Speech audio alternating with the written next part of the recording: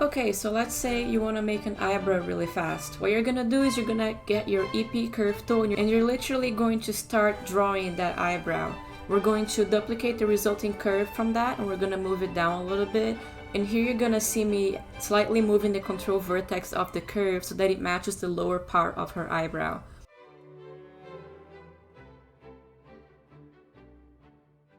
We're going to be using the Loft command between these two curves, and that's going to create a NURB between these two curves, and we don't need the curves anymore, so we can delete them. For our purposes, I actually need this to be a piece of geometry, so you can use the convert command.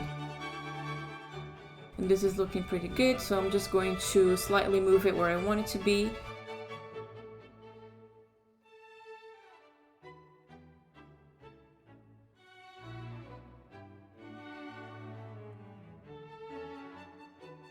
I'm also going to be extruding the faces so that it's not just a plane. I want it to have some thickness to it.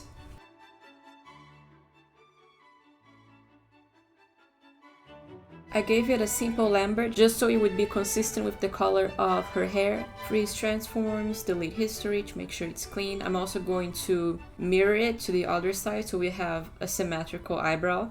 When I want to mirror things across the x-axis, I usually put them in a group because the pivot of the group is going to be right at the center of the world. So if you mirror that group with the eyebrow inside it, it's going to flip it across the x-axis and it's going to mirror it perfectly. Then later you can take the brow outside of the group, delete the group, freeze transforms on the brow and stuff like that. Here I'm binding the joints to the eyebrow geometry and doing some very simple skinning. Eventually I'm going to erase those original eyebrows from her texture because at this point they're just getting in the way. But for now this is good.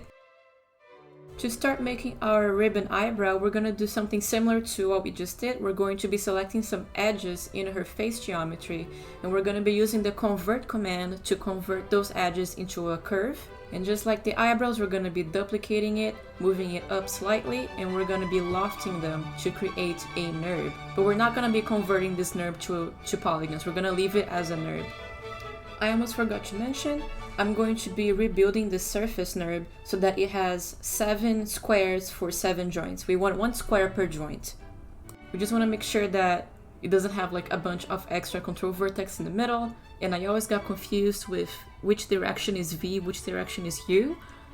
I'm going to reshape it slightly so that it roughly matches 1 joint per space in the NURB. I'm trying to get each joint to be roughly in the center or inside each of those squares.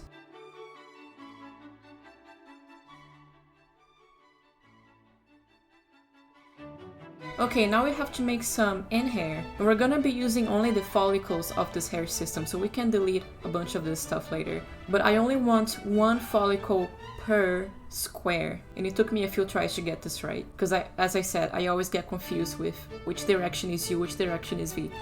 But anyway, once you get it right, you can delete all of those curves, we only want the follicles. Now we're going to parent constrain each of those bind joints to the follicles so that they follow the follicles. So first we select the follicle, then the joint, and then we parent constrain while maintaining offset. So you notice when I move the NURB around, the follicles stretch very nicely, and as a result the joints and the eyebrows stretch really nicely.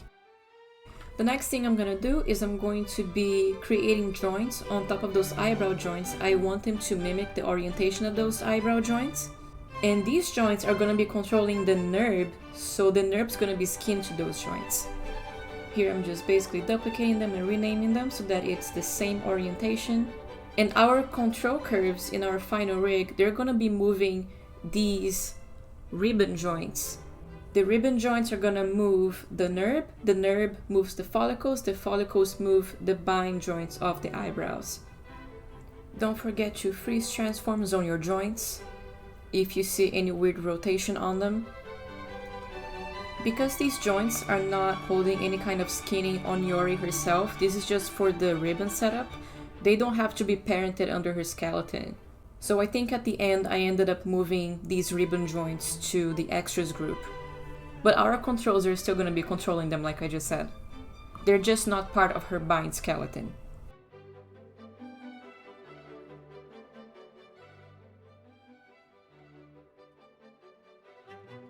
I'm also going to scale constraint my glabella because I want her glabella to be able to shrink so that the animator can make her wrinkle.